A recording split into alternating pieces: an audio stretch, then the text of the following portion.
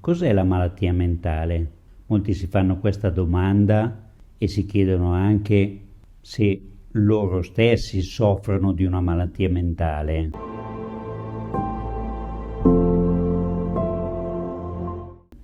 E ancor più si chiedono come posso capire se soffro di una malattia mentale. In questo video cerco di rispondere nel modo più semplice possibile a queste tre domande. Innanzitutto, che cos'è la malattia mentale? Bisogna distinguere tra malattia mentale e disturbo psicologico. Perché è importante questa distinzione? Perché la malattia mentale richiede una cura psichiatrica, mentre il disturbo psicologico richiede una cura psicologica. Psichiatra e psicologo sono due professionisti molto diversi. Solo lo psichiatra può prescrivervi dei farmaci, mentre lo psicologo non può farlo. La malattia psichiatrica di solito è più grave ed è di pertinenza dello psichiatra, mentre il disturbo psicologico, molto più diffuso e anche molto meno grave, è di competenza dello psicologo con tutte le sue varianti, psicoterapeuta, eccetera. Detto questo, come distinguiamo tra una malattia psichiatrica e un disturbo psicologico? Quindi quella forma di malattia mentale più grave dalla forma meno grave. Quello che le distingue è proprio la gravità, ma non c'è solo questo. Quando parliamo di malattia mentale e della sua gravità, bisogna tener conto che in linea generale, molto generale, più una malattia mentale è grave e meno il soggetto se ne rende conto. Se una persona ha le allucinazioni, vede qualcosa che gli altri non vedono, ma lui non se ne rende conto. Quando la malattia mentale è un disturbo psicologico, il soggetto se ne rende conto proprio perché ha dei disturbi, cioè qualcosa che lo fa soffrire. Se questo video ti sta servendo, non dimenticarti di iscriverti, basta un clic. Ma adesso andiamo avanti. Quindi le persone che soffrono di una malattia mentale psichiatrica dovranno essere aiutate dalle persone che hanno intorno, parenti, amici, conoscenti, colleghi di lavoro. Dovranno essere loro a notare che c'è qualcosa che non funziona di significativo, perché si vede, ci sono dei segni evidenti di questo, e intervenire in qualche modo. Di solito la persona non se ne accorge, per cui secondo lui tutto questo è normale. Il soggetto che soffre di delirio paranoico, cioè quando pensa che tutti ce l'abbiano con lui, supponiamo una cospirazione internazionale ai suoi danni, non se ne rende conto di non essere in un film poliziesco, ma gli altri intorno sì, perché gli sentono fare dei discorsi che non hanno pertinenza con la realtà. Non sapranno se è un disturbo paranoico o come si chiama, però sarà bene che intervengano portandolo a fare una visita psichiatrica. Lo psicologo su questo al massimo può rendersene conto, può fare una diagnosi, ma non può intervenire. Su che cosa interviene lo psicologo? Interviene sui disturbi molto più comuni e anche altrettanto dolorosi e fastidiosi per la persona, che sono i cosiddetti disturbi psicologici, che hanno tantissime forme, sono molto diffuse tra la popolazione, ne soffriamo in qualche modo quasi tutti. Ma cos'è che fa la differenza per cui vale la pena di intervenire? Il dolore soggettivo che noi ne proviamo, la limitazione che troviamo nella nostra vita. Parlerò tra un attimo anche di come fare a individuare se un disturbo è grave. Adesso vi racconterò un attimo che cosa diceva Freud a questo proposito, perché Freud ci dava 3 criteri che ciascuno può utilizzare. Questi criteri erano inibizione, sintomo e angoscia. Quando parliamo di inibizione stiamo parlando di una limitazione nell'azione di un soggetto. Supponiamo una forma di inibizione è la timidezza. La timidezza mi può causare che non riesco a dire all'altra persona quello che penso. Questo può essere molto diffuso, molto comune, eccetera, ma il problema è quando questo dà fastidio alla persona perché non riesce più a comunicare adeguatamente e fa fatica ad entrare in relazione.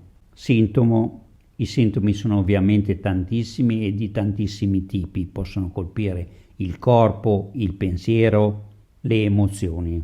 Quello che viene chiamato umore sono semplicemente le emozioni che noi proviamo. Per quel che riguarda il corpo è facile capirlo, perché se ad esempio io non dormo di notte, soffro di insonnia, ho un sintomo ed è un sintomo del mio corpo.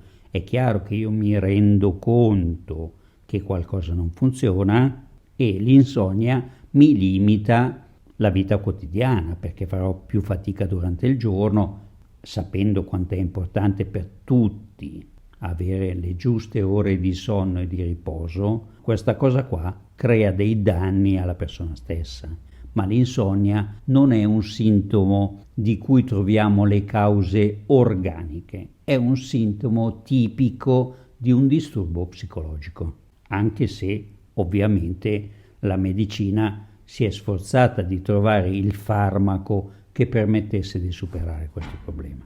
Ma oltre al corpo può soffrire il pensiero.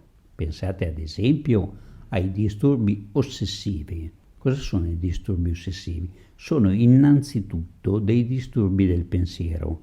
Il dubbio, la ruminazione continua del pensiero quando penso sempre la stessa cosa e la difficoltà a decidere quando non so mai cosa scegliere. Mai però, non qualche volta, mai. Quindi un piccolo problema mi può sembrare enorme, faccio fatica a prendere una decisione per la mia vita e sono disturbato continuamente da questo pensiero. È chiaro che il pensiero non sta bene. Il comportamento, lo vediamo tutti, il comportamento è la conseguenza di una difficoltà emotiva o di pensiero. Il mio comportamento sarà disturbato. Se io soffro di attacchi di panico, farò fatica ad andare in certi luoghi perché avrò sempre la paura di essere preso da un attacco di panico. Questo è un sintomo anche del comportamento. L'attacco di panico è un sintomo di ansia.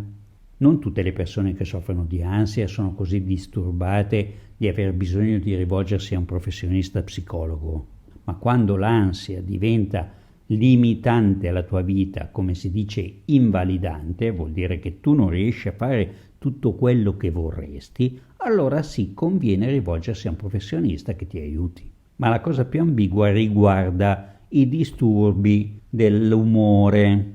Dicevo già prima che l'umore, in fin dei conti, è il nostro stato d'animo, le nostre emozioni, come quando diciamo oggi sono contento, oggi sono triste, eccetera. Allora, non tutte le variazioni di umore sono dei disturbi di umore. Per intenderci, facendo un esempio, non c'è sempre il sole, magari d'estate c'è più il sole, ma comunque una condizione normale nel clima è che un giorno piove, un giorno è nuvoloso, un giorno c'è il sole, un giorno c'è freddo, un giorno c'è caldo. Ora, queste variazioni sono normali. Quello che vediamo in questo periodo nel clima è che il nostro clima è malato, per cui piove quando non dovrebbe piovere, oppure piove in eccesso, vedi l'alluvione, no? È malato. Allo stesso modo le nostre emozioni, se un giorno sono arrabbiato, un giorno sono triste, un giorno sono allegro, è normale. Non possiamo illuderci o auspicare una vita dove noi siamo sempre contenti. È un'astrazione questa cosa. Ma quando il mio tono dell'umore diventa eccessivamente in un modo o nell'altro, quando ci sono degli eccessi, questo non va bene. Allora, se io un giorno sono arrabbiato perché mi hanno fatto qualcosa che mi ha fatto arrabbiare, è normale che io sia arrabbiato. Ma se io mi sveglio tutte le mattine arrabbiato, indipendentemente da cosa è successo, perché ho semplicemente dormito e quindi non è successo nulla, allora sono io che ho un problema con la rabbia. Chiara la differenza?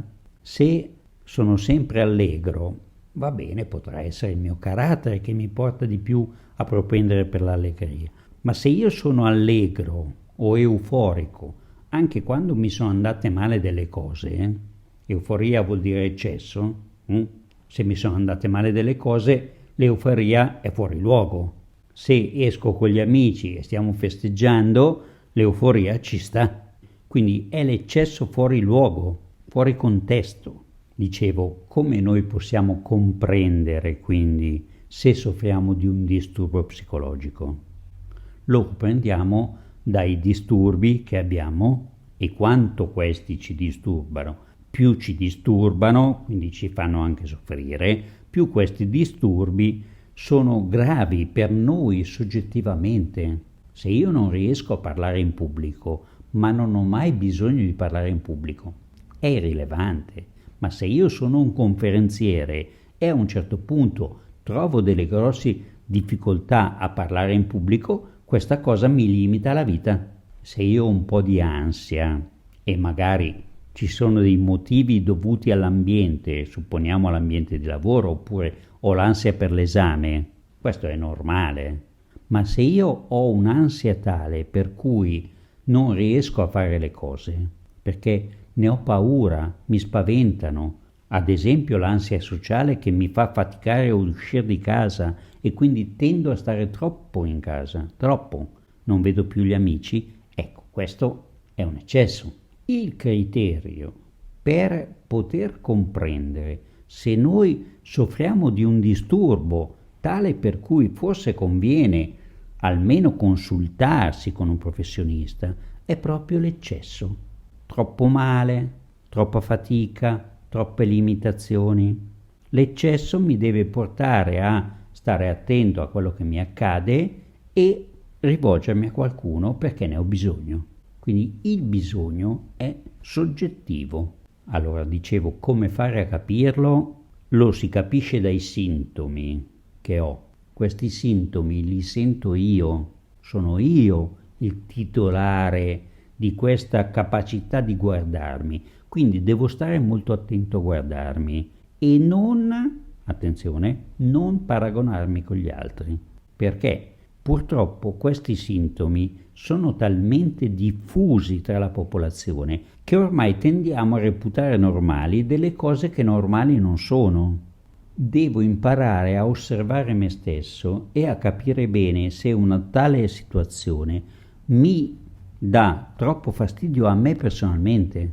Non è normale stare in casa tutto il giorno perché ho paura di vedere le persone o sono a disagio a vedere le persone, anche se lo fanno in tanti. Moltissime persone soffrono di ansia sociale, ma non è normale.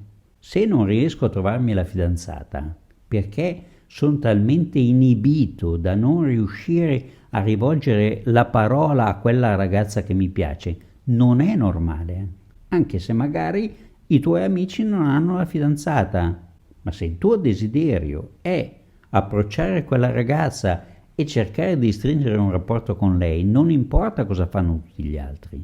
E la soluzione non è quella che trovano gli altri, deve essere la tua soluzione. Ora, se tu non riesci a raggiungere questa soluzione, ti rivolgerai a un professionista, ma la prima cosa è accorgerti cosa non ti va bene. Ci vuole molto ascolto della propria persona.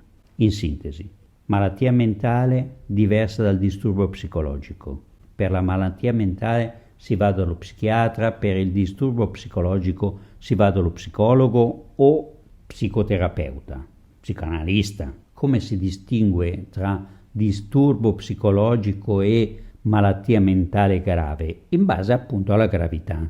Terzo punto, come faccio io stesso a farmi quel minimo di valutazione diagnostica che non dice di che cosa soffro, ma dice che soffro? Osservare i sintomi. Non tutti i sintomi sono gravi, però se a te creano troppo disturbo, disagio, sofferenza, conviene che ne parli con qualcuno.